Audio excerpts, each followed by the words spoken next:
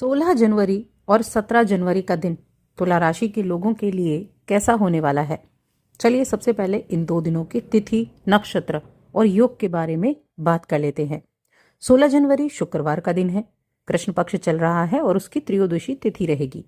चंद्रमा धनु राशि में होंगे और मूल नक्षत्र में होंगे, जिससे ध्रुव नाम का योग बनेगा। अब इस दिन मंगल का भी राशि परिवर्तन है। मंगल भी इस दिन अपनी उच्च की राशि मकर राशि में प्रवेश कर जाएंगे। एक तो मंगल की उच्च की अवस्था और साथ में वहां पर शुक्रदेव मौजूद हैं और साथ में सूर्य देव भी बैठे हुए हैं, तो तीन ग्रह मिलकर त्रिग्रही योग का निर्माण भी करेंगे। अब 17 जनवरी ये शनिवार का दिन है। कृष्ण पक्ष की चतुर्दशी तिथि रहेगी। चंद्रमा धनु राशि में ही रहेंगे और तीन ग्रह ऑलरेडी मकर राशि में विराजमान हैं, जिससे व्याघात नाम का योग और हर्षण नाम का योग भी बनने वाला है। अब इन योगों का प्रभाव और इन जो ग्रहों की स्थिति है, इनका प्रभाव कैसे आपकी दिनचर्या को प्रभावित करेगा, चलिए विस्तार से जान लेते हैं। तो दोनों दिनों की मैं एक साथ बात करूंगी, दोनों दिन कैसे हो रहेंगे, क्योंकि दोनों दिन चंद्रमा धनु राशि में है और ये राशिफल चंद्र राशि पर आधारित है।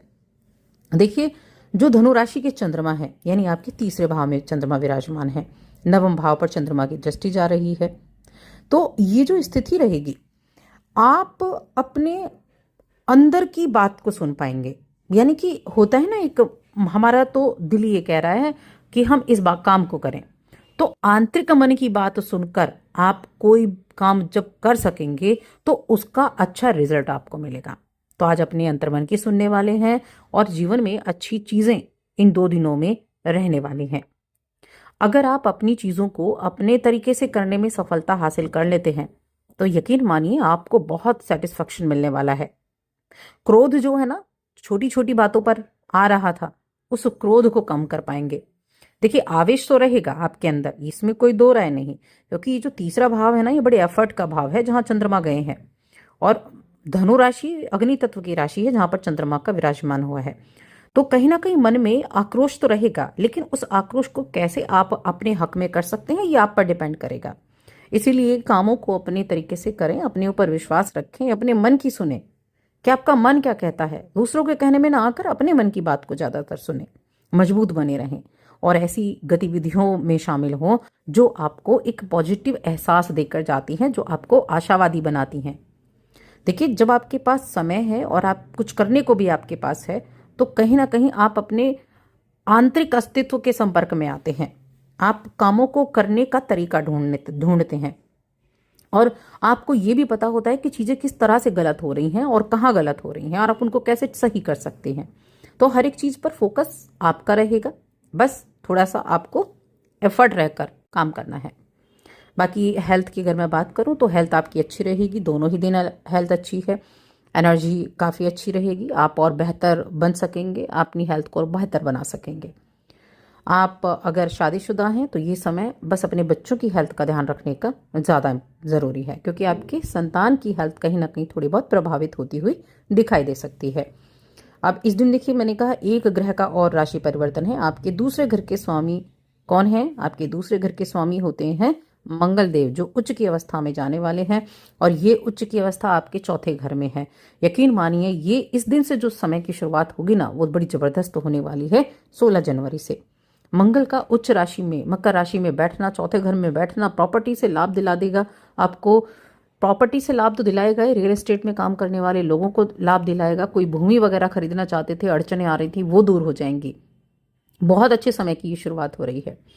और साथ में बस क्या करना है, परिवार में किसी तरह की आर्ग्यूमेंट ना हो किसी के साथ, इसका ध्यान रखना है। आप अपने माता के स्वास्थ्य का भी ध्यान रखेंगे, वरना माता के स्वास्थ्य का थोड़ा खर्चा करना पड़ सकता है आपको। और आपको अपने बेहतर परिणाम पाने के लिए अपनी तरफ से प्रयासों में कमी नहीं रखनी है। और फिर देखिए कितने अच्छे रिजल्ट आपको देखने को मिलते हैं। इस राशि के जो जातक हैं वो अपने कीमती समय, उसको तो कीमती समय को तो आप कीमती मानेंगे ही, लेकिन उसमें से कुछ वक्त आप जो निकालेंगे वो अपने लिए निकालेंगे। और एक चीज ध्यान रखें, ये जो आपका कीमती वक्त मैं जिसकी बात कर रही हूँ ना, जो आपके काम के लिए है, उसको बेकार की चक्करों में बर्बाद बिल्कुल भी ना करें। बहुत ज़्यादा बर्बाद आप ना करें, थोड़ा बहुत वक्त निकालें अच्छे चीज़ों के लिए, अच्छे लोगों के साथ बैठने के लिए, लेकिन बर्बाद बिल्कुल ना करें। वक्त बीत गया तो कभी नहीं मिलने वाला है। बिजनेस करने वाले जातकों के लिए ये दिन काफ़ी बेहतरीन दिखाई दे रहे हैं। और अगर आपके पास जॉब नहीं थी, नई नौकरी की आप तलाश में हैं, तो आपको कोई मेल आ सकती है, आपका फ़ोन बज सकता है, जॉब की इन्फॉर्मेशन हो सकती है। और अगर आपने इस मौके को खो दिया, गंवा दिया, तो बाद में आप काफ़ी ज़्यादा इसके बारे में मैं कहूँ कि सोच विचार करने वाले हैं कि ऐसा आखिर क्यों ही हुआ। तो इसीलिए हमेशा अलर्ट रहना है अपॉर्चुनिटीज़ के लिए, कि कौन सी अपॉर्चुनिटी आपको कहाँ से मिलने वाली है, इसके लिए अलर्ट रहना है। अपनी वित्तीय योजनाओं को सही गति देने का समय भी है। नियमित रूप से आप अपने कार्य पर ध्यान देंगे, जिन कार्य को आप कर रहे हैं योजनाबद्ध तरीके से उन पर ध्यान देंगे, और साथ में एक्स्ट्रा इनकम के साधनों की कुछ उनकी तरफ भी आप चलते दिखेंगे। किसी ने अगर आपको कोई काम सजेस्ट किया तो उसके बारे में भी आपका सोच विचार आप करते रहेंगे।